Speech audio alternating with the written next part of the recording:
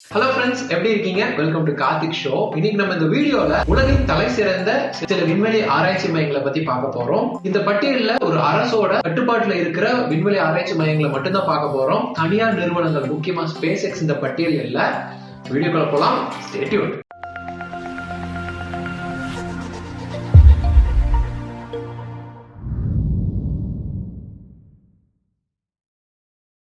Welcome back.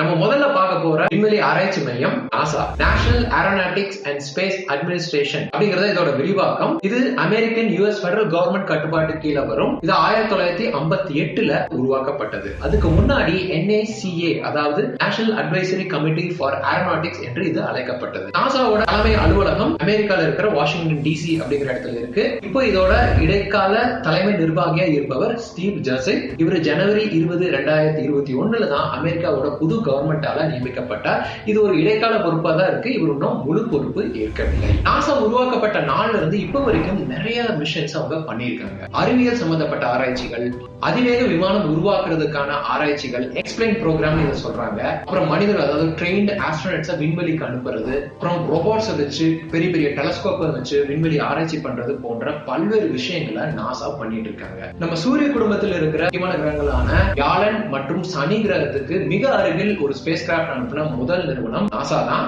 இதை அவங்க பயனீர் 10, பயனீர் 11 space craft மூலமா சாதிச்சாங்க. அதுக்கப்புறம் நம்மளோட சூரிய குடும்பத்தையும் தாண்டி இன்டர்ஸ்டெல்லார் ஸ்பேஸ் வரைக்கும் ஒரு ஸ்பேஸ் கிராஃப்டை அனுப்பின உலகின் ஒரே நிறுவனம் நாசா தான். இதை அவங்க Voyager 1, Voyager 2 ஸ்பேஸ் கிராஃப்ட் மூலமா சாதிச்சாங்க. இப்போ அந்த ஸ்பேஸ் கிராஃப்ட் பல லட்சம் கிலோமீட்டர்ஸ் தாண்டி இருக்கு. இப்போ வரைக்கும் அது கூட தொடர்புல தான் இருக்காங்க. அப்புறம் நம்ம மூவில நிறைய டெலஸ்கோப்ஸ் இருக்கு. ஆனா விண்வெளியில ஒரு பெரிய டெலஸ்கோப்பை நிலைநிறுத்தி அங்க இருந்து நம்மளோட விண்வெளியை துல்லியமா ஆராய்ச்சி செய்ய முடியும் அப்படிங்கிற விஷயத்த சாதிச்சு காட்டினது நாசா தான். இதை அவங்க ஹபிள் ஸ்பேஸ் டெலஸ்கோப் மூலமா செஞ்சாங்க. ஹபிள் ஸ்பேஸ் டெலஸ்கோப் எடுத்த புகைப்படங்கள் விண்வெளி ஆராய்ச்சியில பல வியப்பூட்டும் விஷயங்களை மனிதன் தெரிஞ்சுக்க உதவுச்சு. அதுக்கப்புறம் நம்ம பூமி மாதிரியே நம்மளோட மில்கி வே கேலக்சில வேற என்னென்ன பிளானட்ஸ்ல எல்லாம் உயிரினங்கள் வாழக்கூடிய சாத்தியக்கூறுகள் இருக்கு அப்படிங்கறத தெரிஞ்சுக்கிறதுக்காக கெப்லர் ஸ்பேஸ் டெலஸ்கோப்பை விண்வெளிக்கு அனுப்புனது நாசா தான். அந்த ஸ்பேஸ் டெலஸ்கோப் அங்க போனதுக்கு அப்புறம் நம்ம மில்கி வே கேலக்சில மட்டும் பல லட்சம் கிரகங்கள் பூமி மாதிரியே உயிரினங்கள் வாழக்கூடிய சாத்தியக்கூறுகள் இருக்கு அப்படிங்கறத கண்டுபிடிச்சாங்க. அப்புறம் முதல்ல மனிதனை நிலவுல தரை இறக்க வச்ச விண்வெளி ஆராய்ச்சி மையமும் நாசா தான். இதுவரைக்கும் உலகில் வேற எந்த விண்வெளி ஆராய்ச்சி மையத்திலிருந்தும் மனிதர்கள் நிலவில் கால் பதிக்கவில்லை. அதுக்கப்புறம் செவ்வாய் கிரகத்தை ஆராய்ச்சி பண்றதுலயும் முன்னோடியா இருக்கிறது நாசா தான். இந்த மாதிரி பல விஷயங்கள்ல உலகத்தில் உள்ள அனைத்து விண்வெளி ஆராய்ச்சி மையங்களிலும் முன்னோடியா இருக்கிறது அமெரிக்காவோட நாசா தான். 2020 நிலவரப்படி நாசாவோட விண்வெளி ஆராய்ச்சிக்காக அமெரிக்கன் கவர்மெண்ட் ஒதுக்கின தொகை இந்திய ரூபாய் கணக்கு பிரகாரம் 1,65,000 கோடி ரூபாய். நான் அதை பத்தி இன்னும் நிறைய டீட்டெயிலா நீங்க தெரிஞ்சுக்கணும்னா அதுக்காக தனியா நிறைய வீடியோஸ் பண்ணிருக்கேன். அதோட லிங்க் எல்லாம் டிஸ்கிரிப்ஷன் கொடுக்குறேன், பாருங்க. சில லிங்க்ஸ் இங்கே பாப்பப் ஆகும், நீங்க கிளிக் பண்ணி பார்க்கலாம். இப்போ நம்ம பார்க்க போற விண்வெளி ஆராய்ச்சி மையம் சைனாவோட CNSA, அதாவது சைனீஸ் நேஷனல் ஸ்பேஸ் அட்மினிஸ்ட்ரேஷன் அப்படிங்கறத இதோட விரிவாக்கம். இதை 1993 உருவாக்குனாங்க. இது உருவாக்குறதுக்கு முன்னாடி மினிஸ்ட்ரி ஆஃப் ஏரோஸ்பேஸ் அப்படிங்கிற பேர்ல சைனா தங்களோட விண்வெளி ஆராய்ச்சி பண்ணிட்டு இருந்தாங்க. CNSA ஓட தலைமை அலுவலகம் சைனால இருக்கிற பீஜிங் அப்படிங்கிற இடத்துல இருக்கு.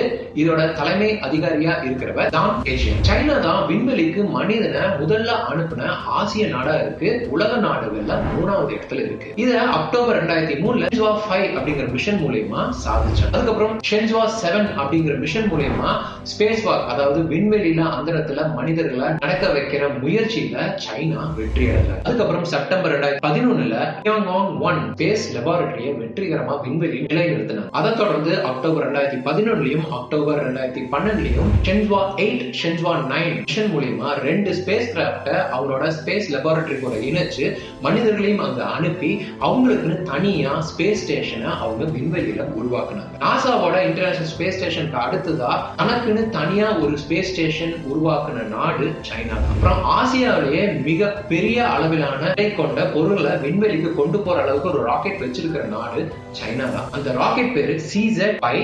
இதனால 25,000 கிலோகிராம் எடையுள்ள பேலோட்ஸை பூமியிலிருந்து விண்வெளிக்கு கொண்டு போக முடியும். அப்புறம் இந்த பேலோட்ஸ் அப்படின்னு சொன்னாங்க, அதிகபட்சமான பேலோட்ஸை விண்வெளியில செலுத்திருக்கிற முதல் ஆசிய நாடும் சைனா தான். பிப்ரவரி 2020 நிலவரப்படி சைனா அனுப்பின பேலோட்ஸ் மட்டும் 491 இருக்கு. அப்புறம் நிலவுல ஒரு ஸ்பேஸ் கிராஃப்ட சாஃப்ட் லேண்டிங் பண்ண முதல் ஆசிய நாடும் சைனா தான். இதை அவங்க Chang'e-3 அப்படிங்கிற மிஷன் மூலமா 2013 நிகழ்த்தினாங்க. அதுக்கப்புறம் இதே மாதிரி செவ்வாய் கிரகத்திலையும் ஒரு ஸ்பேஸ் கிராஃப்ட் தயாரிக்கிற முயற்சியில Tianwen-1 அப்படிங்கிற ஒரு ஸ்பேஸ் கிராஃப்ட 2020 விண்வெளிக்கு ஏவி இருக்காங்க. இந்த ஸ்பேஸ் கிராஃப்ட் இன்னும் செவ்வாய் கிரகத்தை சென்றடையவில்லை. ஆனா அப்படி போய் அங்க தரையிறக்கிட்டாங்கன்னா செவ்வாய் கிரகத்துல ஒரு ஸ்பேஸ் கிராஃப்ட சாஃப்ட் லேண்ட் பண்ண முதல் ஆசிய நாடும் சைனாவா இருக்கும். விண்வெளி ஆராய்ச்சிக்காக செலவிடுற தொகையில சைனா உலகின் 2வது நாடாகவும் ஆசியாவில் முதல் நாடாகவும் இருக்கு. நமக்கு தெரிஞ்ச 2018 நிலவரப்படி சைனா விண்வெளி ஆராய்ச்சிக்காக ஒதுக்கின தொகை இப்போது இந்திய ரூபாய் நிலவரப்படி 80,000 கோடி ரூபாய். நம்ம அடுத்து பார்க்க போற விண்வெளி ஆராய்ச்சி மையம் இந்தியாவோட ISRO, Indian space research organisation அப்படிங்கறது இதோட விரிவாக்கம். இத ஆகஸ்ட் 15, 1969 உருவாக்குனாங்க. அதுக்கு முன்னாடி இது இன்ஸ்கோபார் என்று அழைக்கப்பட்டது. இதோட தலைமை அலுவலகம் கர்நாடக மாநிலத்தில் உள்ள பெங்களூரு நகரத்துல இருக்கு. இதோட தலைமை அதிகாரியா இப்ப இருக்கிறவர் கே சிவன் அவர்கள். இஸ்ரோ விண்வெளி ஆராய்ச்சியில பல சாதனைகள் பண்ணிருக்காங்க. ஒரே நேரத்துல அதிக சேட்டலைட்ஸ விண்வெளிக்கு ஏவுன ஆசியாவின் முதல் நாடா இந்தியா தான் இருக்கு. இத PSLV-XL அப்படிங்கிற ராக்கெட் மூலமா 2017 104 சேட்டலைட்ஸ விண்வெளிக்கு ஏவி இந்த சாதனையை படைச்சாங்க. அப்புறம் விண்வெளியில சேட்டலைட்ஸ் அனுப்பி அங்கிருந்து நம்ம பூமியை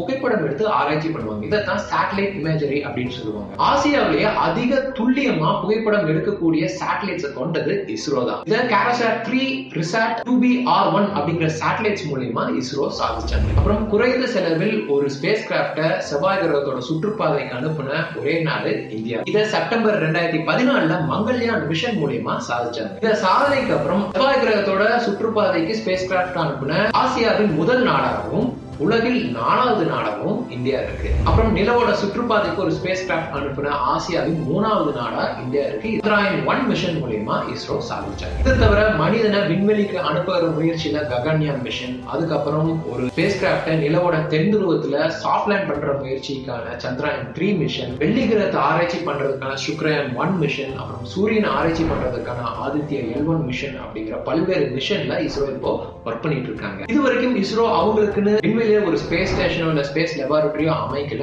ஆனா இதற்கான முயற்சிகள் 2030 நடக்கும் அப்படின்னு அறிவிச்சிருக்காங்க. 2020 நிலவரப்படி விண்வெளி ஆராய்ச்சிக்காக இஸ்ரோவுக்கு ஒதுக்கப்பட்ட தொகை 13,479 கோடி ரூபாய். இஸ்ரோ பத்தி இன்னும் நிறைய விஷயங்கள் நீங்க தெரிஞ்சுக்கணும் அப்படின்னா அதுக்காக சில வீடியோஸ் ஆல்ரெடி பண்ணிருக்கேன். அதுக்கான லிங்க் டிஸ்கிரிப்ஷன்ல கொடுக்குறேன்.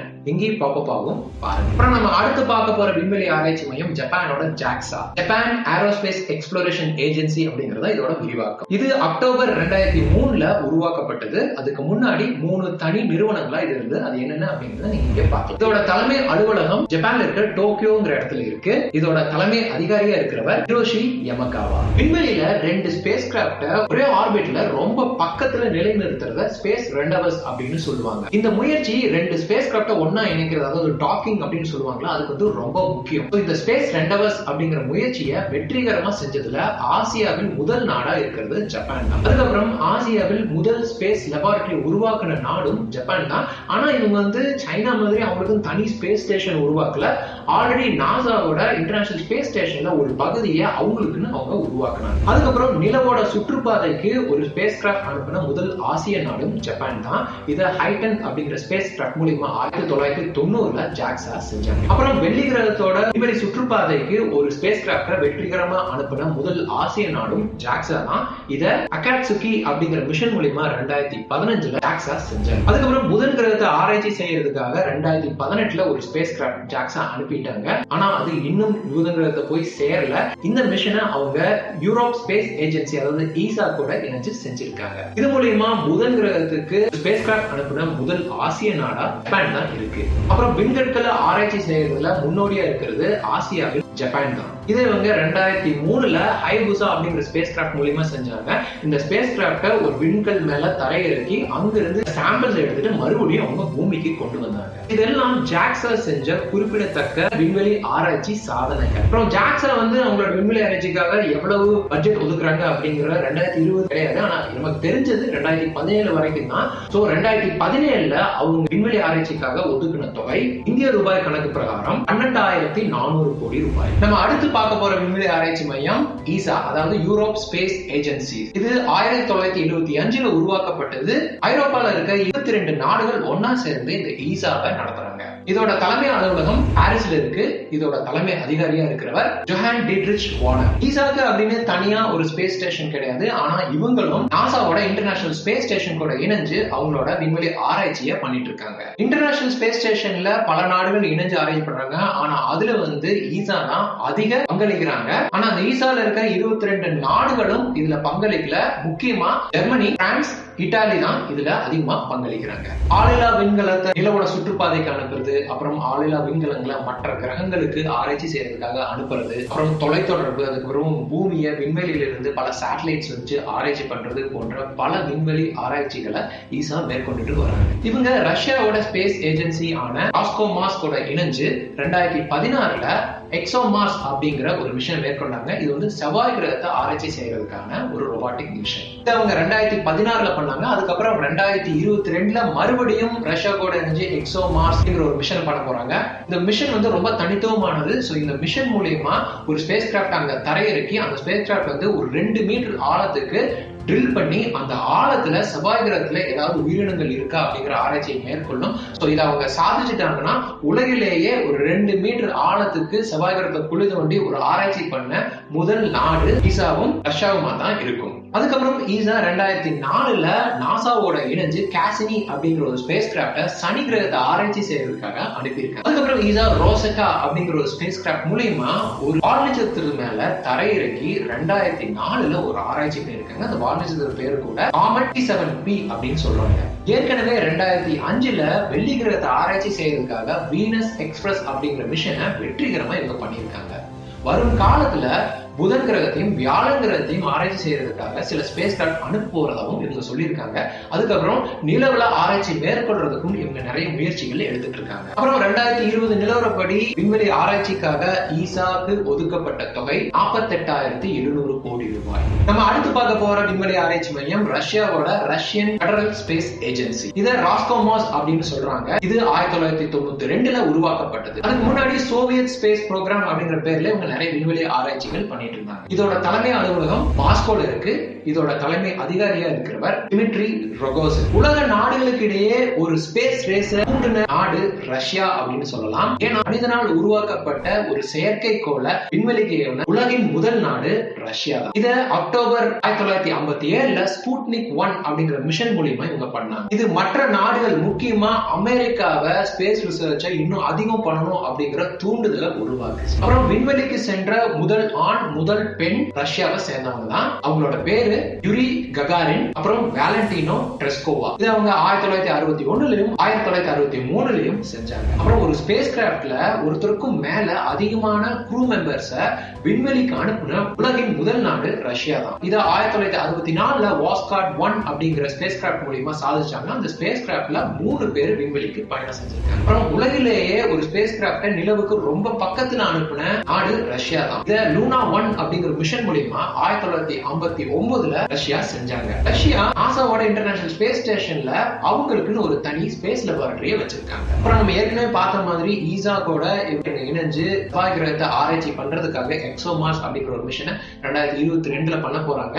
அதை சாதிச்சுட்டாங்கன்னா செவ்வாய் கிரகத்துல ஒரு 2 மீட்டர் ஆழத்துக்கு ட்ரில் பண்ணி நிலத்துக்கடியில் உயிரினங்கள் இருக்கா அப்படின்னு ஆராய்ச்சி செஞ்ச முதல் விண்வெளி ஆராய்ச்சி மையங்கள் ராஸ்கோமாஸும் ஈசாவுமா தான் இருக்கும். அப்புறம் நிலவை ஆராய்ச்சி செய்யறதுக்கான அதிநவீன ரோபோட்டிக் மிஷனான லூனா குளோப் அப்படிங்கிற மிஷனையும் ரஷ்யா பண்ணிட்டு வராங்க. இது எல்லாமே ரஷ்யா விண்வெளி ஆராய்ச்சியில பண்ண சில குறிப்பிடத்தக்க சாதனைகள். அப்புறம் 2020 நிலவரப்படி ரஷ்யா அவங்களோட விண்வெளி ஆராய்ச்சிக்காக ஒதுக்கின தொகை 20,170 கோடி ரூபாய். இந்த வீடியோ மூலமா உலகின் தலை சிறந்த சில விண்வெளி ஆராய்ச்சி மையங்கள் அவங்க பண்ண குறிப்பிடத்தக்க சில விண்வெளி ஆராய்ச்சி சாதனைகளை பத்தி உங்களுக்கு தெரிஞ்சிருக்கும்னு நம்புறேன். இந்த வீடியோ உங்களுக்கு பிடிச்சிருந்தது லைக் பண்ணுங்க. இதை பத்தி ஏதாவது கருத்துக்கள் இருந்ததுன்னா கமெண்ட் பாக்ஸ்ல சொல்லுங்க. இது வேற யாருக்கு யூஸ்ஃபுல்லா இருக்குன்னா கண்டிப்பா ஷேர் பண்ணுங்க. இதே மாதிரி இன்னும் நிறைய வீடியோ பார்க்கணும்னா எங்க சேனலுக்கு சப்ஸ்கிரைப் பண்ணுங்க. இன்னொரு நல்ல வீடியோட முன்னாடி பாக்குறேன். Until this, Karthik signing off.